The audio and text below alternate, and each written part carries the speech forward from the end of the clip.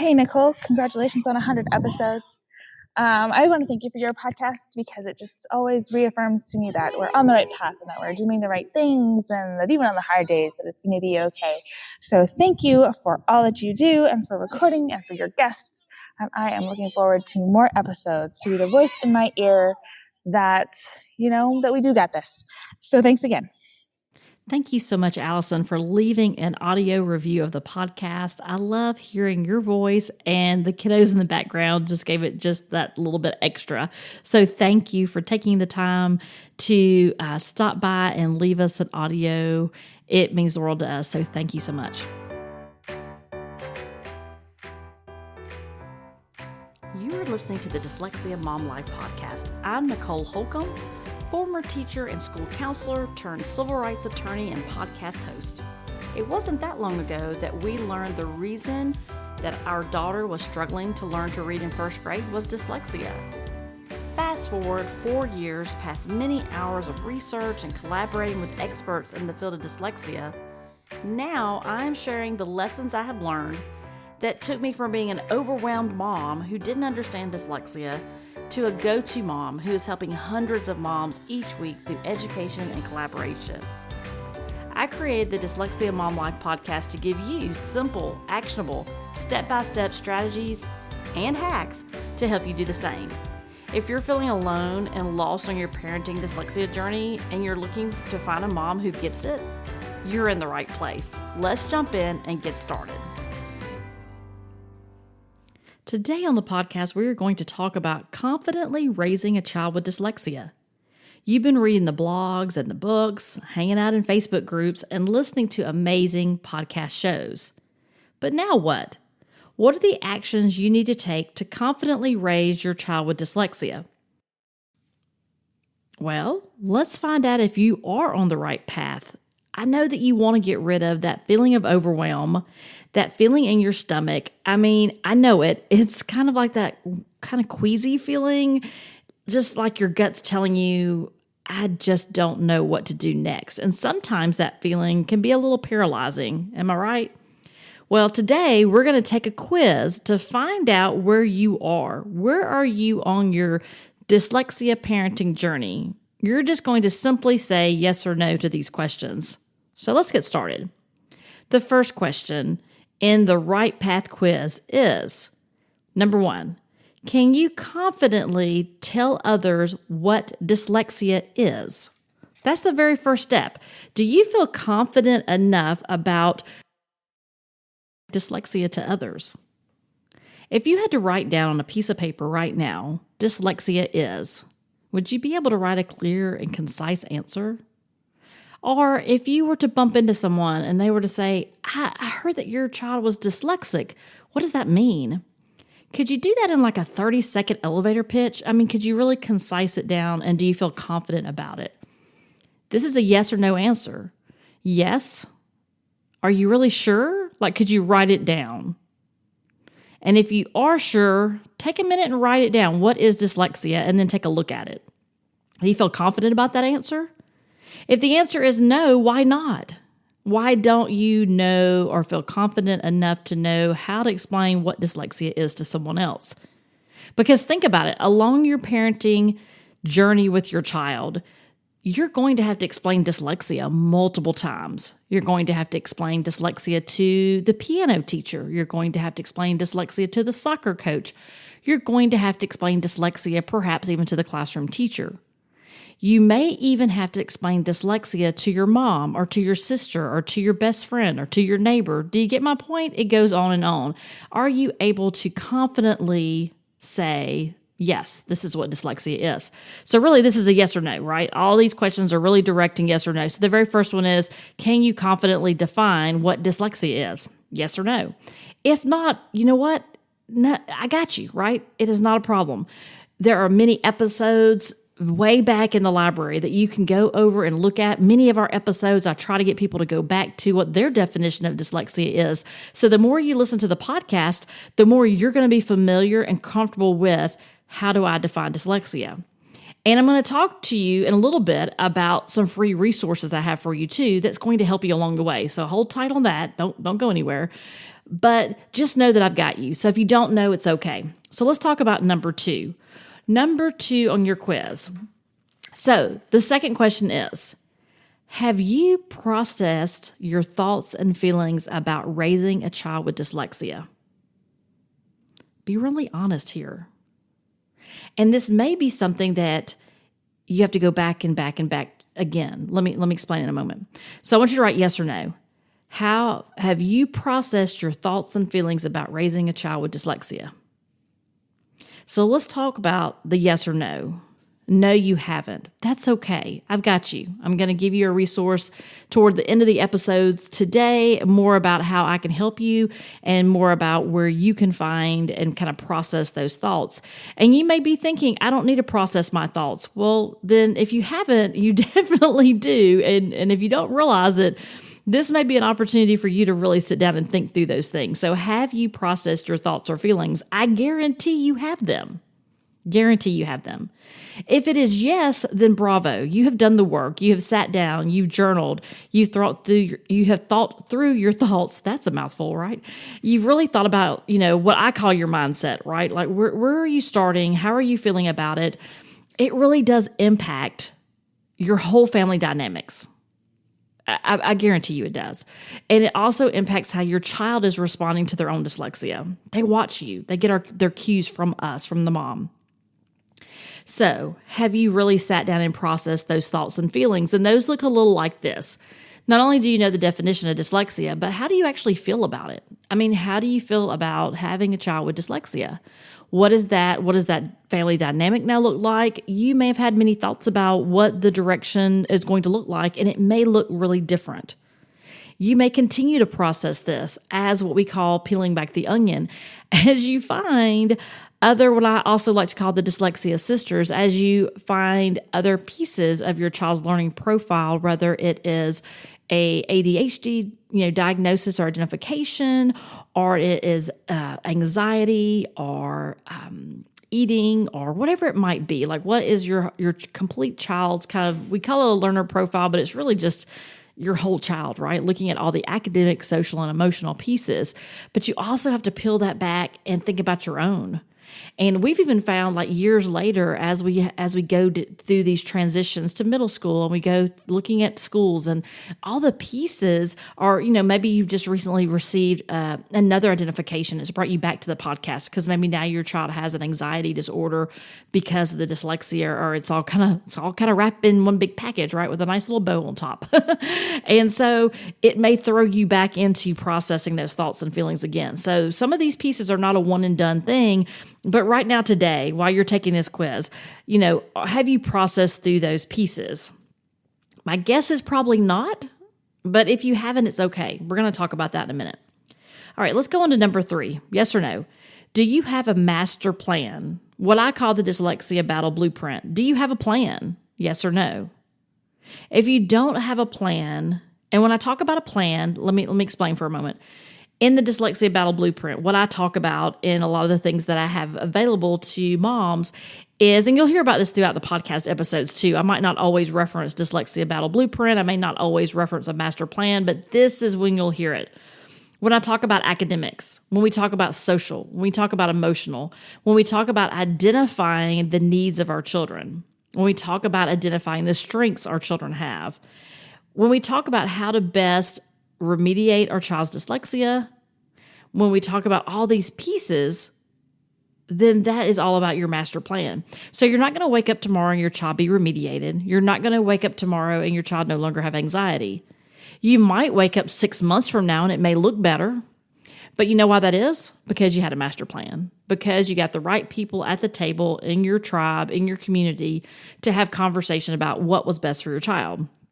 So if you don't have a master plan, if you're just kind of waking up, sending them to school and hoping it gets fixed, then yeah, you need more of a plan than that. So if you don't have one, why not? You may just be stuck at, I didn't know I needed a plan. What is it? Like, what do you mean? And so that's the pieces I'm talking about, which is setting some goals. Or the master plan that we do in our programs is we talk about setting goals. We talk about how to monitor those goals, how to, kind of pivot. Sometimes you may have to adjust in the different seasons as your child goes from elementary to middle or middle to high, or maybe there's some type of I don't know, crisis in your child's life. Maybe something happens at school and it kind of throws them for a loop. Or maybe you're just now realizing there's another level or another layer rather that you peeled back of the dyslexia, and now you see something else that you're having to address as a family. That's going to happen. But if you wake up with just the next few steps, right? Like you don't have to, I mean, a lot of people talk about a master plan, and I do think about this long range, like where do we want to go at the end? Like what are some goals that me and my child and our family has for our daughter? Like what are the plans a little bit down the road, right? But we also are talking about what are the immediate plans too? Like what do we want to accomplish this year, this semester, things like that. So if you don't have a plan, that's okay. I got you. But if you do have a plan, do you have pieces in place to monitor the plan, to make adjustments, to know what questions to ask, to know when to pivot and do things different? If you don't, then maybe your answer is really no, right? Maybe it's not yes, maybe it's no. But do you have a plan? And really, if you think about having a plan, I mean, oh my goodness, think about how much time we put into just planning a trip. And it could be a big trip. Maybe you're going, to another country. It could be you're going to your parents' house, right, that live out of state. But you have a plan for your trip. I know even for us, when we go see relatives, there's a certain route that we always take. There's certain places we stop to get gas. There's certain things that you do. And even in a bigger trip that you may be planning, going somewhere you've never gone before, if you think about it from that direction, I think about Disney because we're big Disney fans in our household. And I can remember early on when we would go to Disney, all the planning I would put into what is she going to wear, what snacks are we going to have, and the airport and navigating the transportation, and are we going to stay on site or off site, or all these pieces. But if you think about all the time that we as moms put into planning a vacation, planning a trip, it doesn't matter if it's a weekend trip or a 10-day trip, we put time in. Why aren't we putting time in to plan for our child's education? And again, that is the whole child. That is academic, social, emotional. Are we hitting all those pieces? Are we supporting all those pieces? You wouldn't just wake up this morning and say, I'm going to go to Europe and I'm just going to go to the airport, right? No, you're not going to do that. You're going to have a plan. Even if you're going to drive 5 hours to Disney, you're not just going to jump in the car and drive and not worry about packing, not worry about where you're staying. And in these days and time, there are times that parks are closed right now. So, I mean, you really have to think about your trips ahead of time. And then what do you want to do? So this gets into unlocking the strengths and talents. If we can talk about that in a minute about your child. But when you think about when you go on vacation, what are some things that you want to do? Are you relaxing? Are you recharging? Are you what's the word I'm looking for? Are you enjoying, or are you planning for, I guess, rather, how to get involved in the culture, how to, expose your children to different cultures, try different foods, all the pieces around traveling. Well, why aren't we doing that with a master plan? All right. Okay. I'm going to jump off my soapbox and we're going to go to number 4. So number 4 of your quiz is, do you know your child's strengths, talents, and gifts? Basically, what I'm asking here is, have you done the work to recognize, identify, and nurture your child with dyslexia? Have you spent the time to really look at their strengths, talents, and gifts? I'll let you in on a little spoiler alert, a little secret. Those pieces become our kids' future. It becomes their careers, their businesses, their passions. So we absolutely need to identify those. And sometimes that's a pivot, right? We might think it's one thing, we realize it's something else. The seasons may change. They may like it today, and 6 months from now, they want to try something else. That's okay. We just need to continue to be on the lookout and recognizing and nurturing those things and working on that together as a family. Maybe you don't even know where to start. That's okay. So this is a yes or no. And if you're like, maybe I know, if it's maybe, then it's a no, okay? So do you know or don't know? Is it a yes or no? Do you know your child's strengths, talents, and gifts today? Do you know? And if you don't, that's okay. I'm going to help you get started. And then number 5, do you have self-care in your daily schedule? Be honest here. Do you right now, if I went to your calendar, your planner, your Google Doc, wherever you write down what you're going to do today, and if you don't do that, let's circle back and talk about that. You definitely need a plan for yourself, not just for your child. So what is it that you're going to get accomplished today? And self-care has to be what's on your daily schedule. And let me give you permission. It's going to look different every day. That's okay. It's going to look different in every season. You got different age children, you got multiple children, you just had a new child, you got a new job, whatever. It's going to look different. But you got to do something. So be honest. Do you have self-care in your daily schedule? Yes or no? So let me tell you just a little bit about what I think about when I think about self-care. And if you've been around the podcast for a minute, you know I'm a big proponent about self-care because I can tell myself when I don't take care of myself. And my family could probably tell you that they know too. They notice. We can't serve and we can't care for others when we don't care for ourselves. And we have to do that first. We have to fill that tank up first. Is that selfish? Absolutely not. And when you have that mindset that you think it's selfish and you don't have the time, you need to work even more. Think about what recharges you in this season. It can be a 10-minute walk. It can be lunch with a girlfriend. It can be reading your favorite blog post. It can be listening to your favorite podcast, right? It can be playing tennis. It is going to look different for each of us. And even in different seasons that you have, it's going to look different. And that is okay. You really want to be thinking about, what would light me up today? What would recharge me today? Or maybe you have a couple of things. If you have a couple of things that you enjoy doing, then see about putting them on your calendar and doing those daily. All right? So now you're going to tally up your yeses and your nos. If you have 5 yeses, you've done the work. And I would say that you're feeling pretty confident about things. I'm so proud of you. And I want to say thank you for continuing to be in our community and supporting other moms.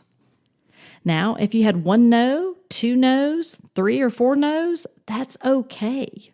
I've got you. Okay? We can do this. These, and I want to tell you too, let me tell you a little disclaimer there, or a little bit about myself. So there are times that I have 5 yeses, but there are also different seasons when I might not have all yeses, right? Seasons of growth, transitions, changes. I talked a little bit earlier about peeling back that onion. So as we also as a family experience different pieces of the dyslexia, then I'm having to go back through those pieces to see, have I processed these new thoughts and feelings? Do I now have a plan how to address the particular dyslexia sister that's popped up? Do I have a plan, or do I understand what that new or additional identification is? Do I have all those things? And sometimes I do, and sometimes I don't. So I say that to say it's okay if you don't have all 4. Or all 5, rather. It's okay if you have some no's, or if they're all no's. It's okay. All right? So you're listening because you want to be more confident in raising your child with dyslexia. And you're ready to take action to make that happen. You want to understand your child's learning profile. You want to understand those things. You also want to know and understand what it means to be dyslexic. You want to help remediate your child's dyslexia. You want her to be able to read and write and spell. And you want to get rid of the lost, overwhelming, just not sure where to start feeling. You want to get rid of that frustration you may find. Frustrated with others for not understanding how you're feeling. Frustrated that you miss the signs of dyslexia. That helplessness and discouragement you have because others just don't get it. And maybe you're looking for another mom, someone who has experience with raising a child with dyslexia. So let's talk about the 3 options you have. So if you had even 1 no to that quiz, those 5 pieces, and I'm going to run through them one more time for you. Number 1 is, can you confidently tell others what dyslexia is? Number 2 is, have you processed your feelings and thoughts about raising a child with dyslexia? Number 3 is, do you have a master plan? Do you have that dyslexia battle blueprint plan? And I say that's what I call it, but it's really your master plan. Number 4, do you know your child's strengths, talents, and gifts? And number 5, do you have a self-care plan? Do you have self-care in your daily schedule? If you said no to any of those, then you have 3 options. One is you can kind of figure it out on your own. And that's what you've probably been doing by listening to the podcast. You've probably been on Google and found books and other Facebook groups. Sometimes I say Google is your best friend, right? Like that's where you go to find information and learn things. And, you could call it all good and done, right? And I started there. Looking on Google, finding references for books, reading blog posts, listening to podcasts, but, being a member of as many Facebook groups as I could. But you know what? I learned a lot along the way. And if you don't want to feel like you're all over the place and it's messy and it's not clear and you're just not sure what to do, you don't know if the information on the websites are accurate or trusted or credible. Well, I've spent the last 4 years doing this work. Now, I work as a civil rights attorney, and so my background is research. My background is figuring out where the credible references and information is. So if you're looking for a guide, someone who can get you through the journey, an easier way, then you may be asking yourself, how do I get that, Nicole? How do I feel more confident? What is the easier way? Well, that's where option 2 comes in. Totally free option 2, which is to work with me. And so this free option is grabbing a copy of our Dyslexia Battle Blueprint Beginner's Guide. And you can get a copy on our website. I'm going to tell you about that in a few minutes. This is a great place to start because I'm going to introduce you to the 3-step system that we use in Dyslexia Mom Life. What we use here on the podcast, on all the things that we do as far as helping moms. And so let me run through those 3 steps. What's that 3-step system? So it's building your awareness, number 1, step 1. You got to start with the basics, right? Building your awareness, dyslexia education, and your mindset. That's where you start. Number 2 is, like I said earlier, creating that master plan. Academic, social, emotional, all those pieces. Step 3 is unlocking your child's strengths, talents, and gifts. So if you want to get a copy of that free beginner's guide, then you're going to go to dyslexiamomlife.com and you'll see under resources where that guide is. And you would just, click on that link and put in some information, and then you would get that guide for free. That is a beginner's guide. So it's going to get you started, talk a little bit about some of these definitions, give you kind of a place to kind of do some work on your own. Now, option number 3 is, I don't need that beginner's guide, Nicole. What I really need is to take action, and I'm ready. I need you, Nicole, to help me, guide me through this 3-step process and system. I mean, when you think about a system, people learn in different ways. But for those of you that really want to work one-on-one and you want accountability, I have a 4-week coaching program, the Dyslexia Battle Blueprint coaching program, and it will provide you with accountability.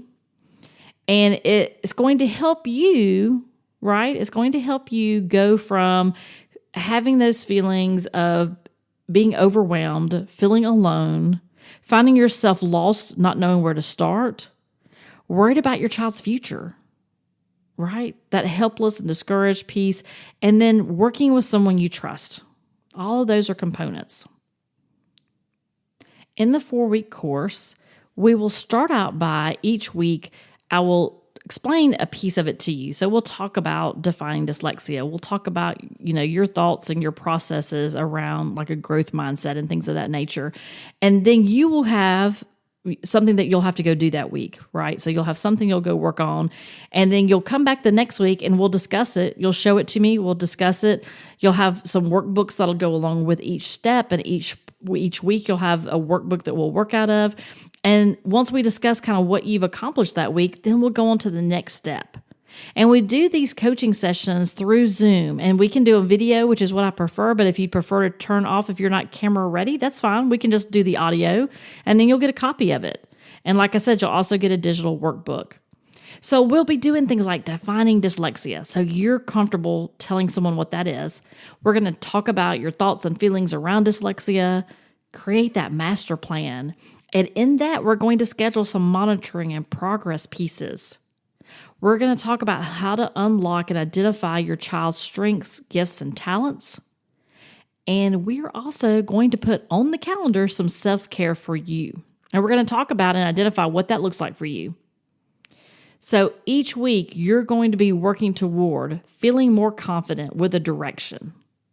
Wouldn't it be great to actually feel confident about this and to move forward, to really be able to understand dyslexia and feel more confident about it as you talk to the adults and the others around you in your child's life that might need to know these things? And learning how to really thrive with your child, like really building a relationship. And you feeling calm and confident and ready to take on your day. Doesn't that sound great? I mean, I have to tell you, I love this work. I love working with moms. I love talking about dyslexia. And I absolutely love working with you to see your child grow. But you know what? There are only going to be limited spots every month. So if you're interested, I would say take action now. If you're not ready, or maybe you're just not quite there yet, or maybe the investment is just not possible right now, that's okay. Come hang out in our free Facebook group, Dyslexia Mom Life Podcast Community, and continue the conversation. Get involved in our Facebook group. Continue to listen to the podcast and read the blog. Be sure to grab your copy of the Dyslexia Battle Blueprint. Get that free copy, that freebie of the Beginner's Guide. But we also have an ebook that takes it a little bit deeper. And in addition to that, we also have a self-paced video course with lifetime access, work on your own pace. So if you prefer to work independently, that's fine. You choose what works best for you. But know that I'm here. I have resources for you, wherever you're at in the process. You can find everything we just talked about at dyslexiamomlife.com. And I want you to remember, you got this, and have a fantastic week. Thanks for listening today. If you want to learn more about dyslexia and raising a child with dyslexia, head over to dyslexiamomlife.com for more dyslexia resources. If you want more support or to chat about this episode, come join me and other amazing moms in our private Facebook group, Dyslexia Mom Life Podcast Community. Be sure to introduce yourself to the group. Have a great week, and remember, you got this.